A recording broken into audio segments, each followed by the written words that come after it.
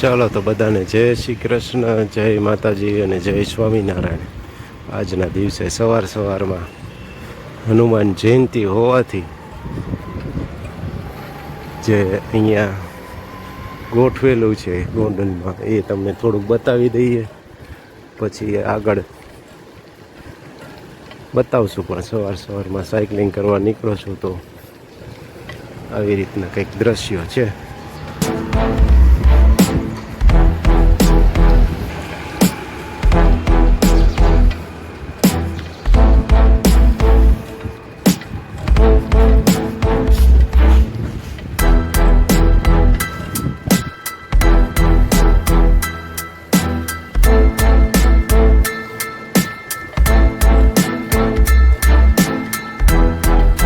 જય માતાજી અને જય સ્વામિનારાયણને આજે સ્પેશિયલી હનુમાન જયંતિ છે તો જય હનુમાન બજરંગબલીની જય.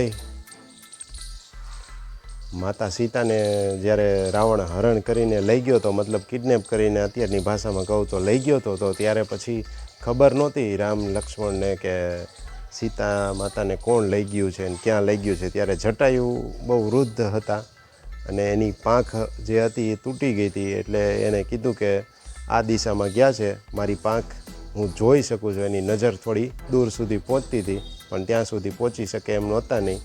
ત્યારે જાંબવંતજીએ હનુમાનજીને કીધું કે તમે એક હનુમાનજીને આમ જોવા જાઓ ને તો અંદર એની તાકાતનું વર્ણન જ ન થાય એવડી તાકાતને એવડું સામર્થ્ય એનું છે. છતાં પણ પોતે ઊભા થઈને એમ નથી કહેતા કે હું જઈશ અથવા તો હું કરીશ. કારણ કે એ આપણે બધાએ બોધ લેવાનું. ભલે આપણું સામર્થ્ય ગમે એટલું હોય ને ગમે એટલું આવડત હોય પણ ગમે ત્યાં ગમે એ જગ્યાએ પ્રદર્શિત કરવી ન જોઈએ. પણ જ્યારે મોકો મળે ત્યારે ચૂકવું પણ ના જોઈએ. એટલે જ્યારે એને કહેવામાં આવે કે તમે તમારું સામર્થ્ય આવડું છે ને તમારે જવાનું છે, જાંબવંતજીએ જે યાદ કરાવ્યું ને પછી ઊભા થયા ને પછી કીધું કે હું જઈશ અને પ્રભુ શ્રી રામની કૃપાથી આ કામ કરીને આવીશ. એમાંય પછી રસ્તામાં ઘણા અવરોધો આવે છે પણ છતાં પણ એ પાર કરી જાય છે.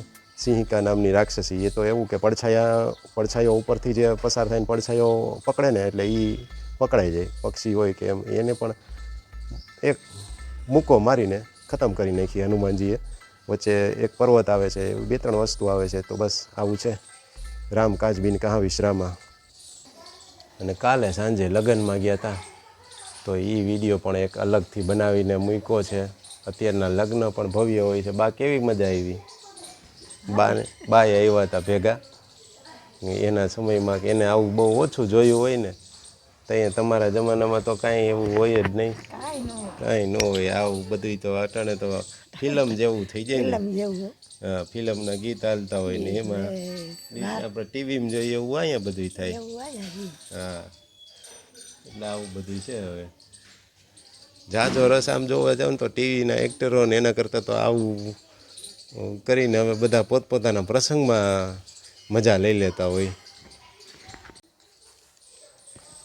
ચાલો તો હનુમાન જયંતિના દિવસે આપણે પણ હનુમાનજીને પ્રાર્થના કરીએ કે એમની જે રામ પ્રત્યેની જે ભક્તિ હતી ને એમાંથી થોડીક આપણને આપણા જે પણ પ્રભુ માનતા એમાં ભક્તિમાં અથવા તો શ્રદ્ધામાં વધારો થાય એવી પ્રાર્થના સાથે આજના દિવસનું ડેઈલી રૂટીન તમને આગળ બતાવીએ. હંસાબેન સવારમાં અત્યારે વાતચીત કરીએ એવા પાડોશમાં. આવું તો હાલતું જ હોય.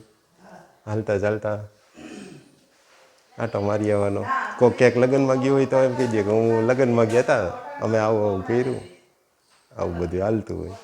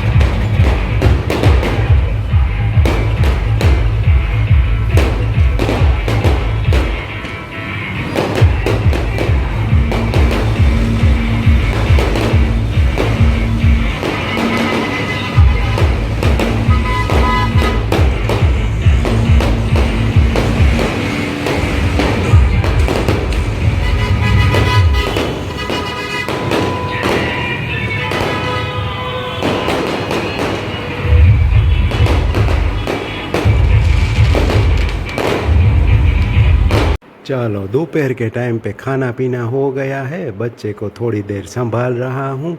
शाम को जाना था शादी में, लेकिन कल जो डांस परफॉर्मेंस और वो सब आपने देखा, तो वो उस अभिषेक की अभी शादी थी पर जाना मेरा कैंसिल हुआ। अभी पापा एक ही जाके चला लेंगे, तो ऐसा प्लान है। शाम को घर पर ही रहेंगे, हनुमान जयंती घर पर सेलिब्रेट कर लेंगे। देखते हैं शाम को लेडीज़ लोगों ने कुछ बनाने का प्लानिंग किया है, तो शाम को शायद दिखाएंगे।